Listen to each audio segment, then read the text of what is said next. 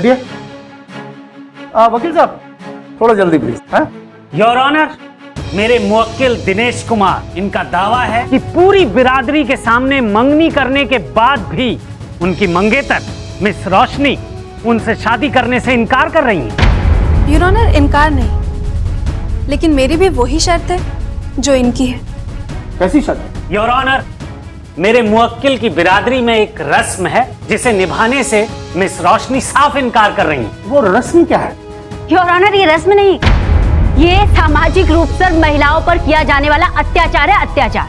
रस्म से बढ़कर ये एक स्त्री के चरित्र का नगीना है योर ऑनर, एक औरत की इज्जत और आबरू की निशानी है। आप रस्म के बारे में बताइए ना। आप मतलब यूं ही पहेलियां उलझाते रहेंगे तो फिर हम यहाँ मतलब। योर ऑनर, मेरे मुवक्किल दिनेश कुमार चाहते हैं कि मिस रोशनी ये सबूत दें कि सुहाग रात की रस्म अदा होने तक वो वर्जिन रहेंगी, यानी कि पेटी पैट। वर्जिन मतलब? हर सूरत हाल में कुंवारी रहेंगी।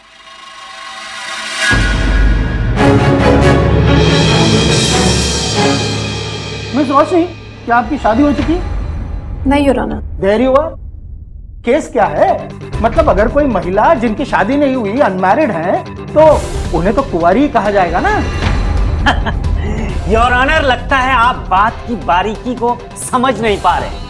देखिए, वर्जिनिटी का एक मतलब अक्षत योनि भी है, यानी कि वो औरत जिसने अभी तक वो अनुभव नहीं किया है, वो तजुर्बा नहीं लिया है, वो एक्सपीरियंस। और जरा खुल के बताइए ना, मतलब वो अनुभव और वो कौन सा एक्सपीरियंस, जरा प्लीज।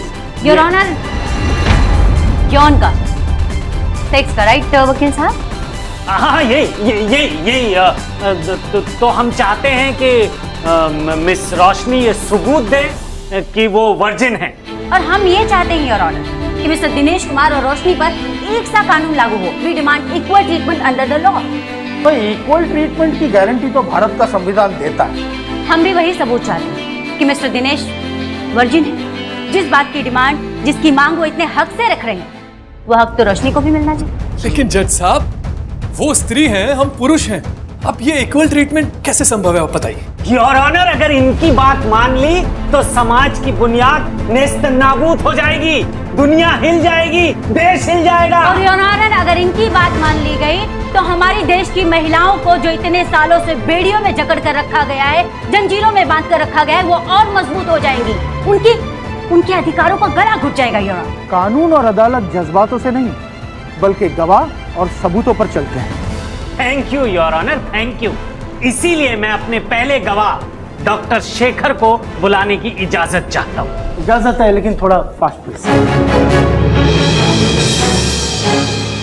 डॉक्टर साहब, ये वर्जिनिटी यानी अक्षत योनि क्या है, ये आप जरा अदालत को बताने की कृपा करेंगे प्लीज।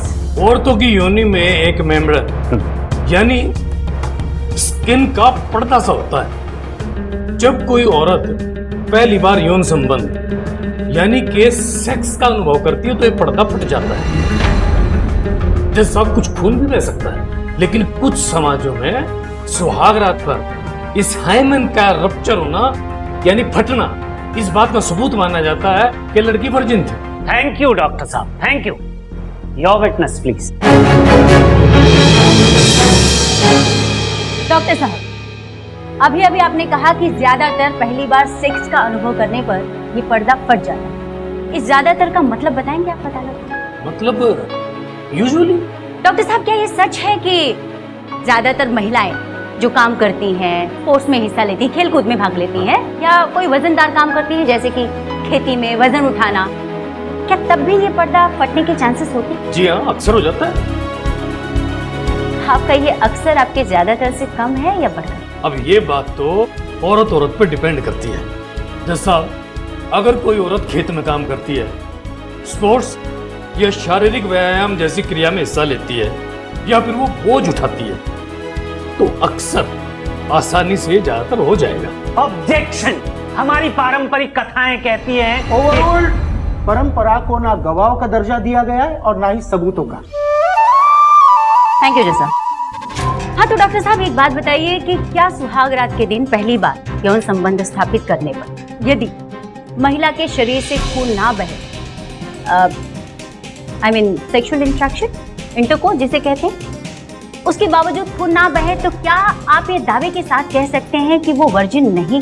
हरगिज नहीं, खून नहीं बहने के कुछ और कारण भी हैं जो मैं आपको अभी अदालत में बता चुका हूँ। जैसा फिर तो बात ही नहीं बनती, इस केस के दूसरे पहलू पर गौर किया जाए। डॉक्टर साहब एक बात बताइए, क्या दिनेश कुमार जी ये सिद्ध कर सकते हैं कि वो वर्जिन नहीं है या वर्जिन है? नॉट एट ऑल, कतई नहीं। ये कैसे सिद्ध कर पाएंगे? डॉक्टर साहब कमाल की बात कर रहे हैं आप। जज साहब मैं जबान दे सकता हूँ कि मैं वर्जिन हूँ। Point to be noted milord, एक मर्द की केवल जबान ही काफी है उसके चरित्र को साबित करने के लिए, लेकिन जब एक महिला की बात आती है, एक महिला यही बात करती है, तो उससे हजारों तरह के सवाल दागे जाते हैं, सबूत मांगे जाते हैं। ये तो इंसानियत और सामाजिक दोनों ही दृष्टिकोण से नाइंसाफी है, जेंडर इनजस्टिस।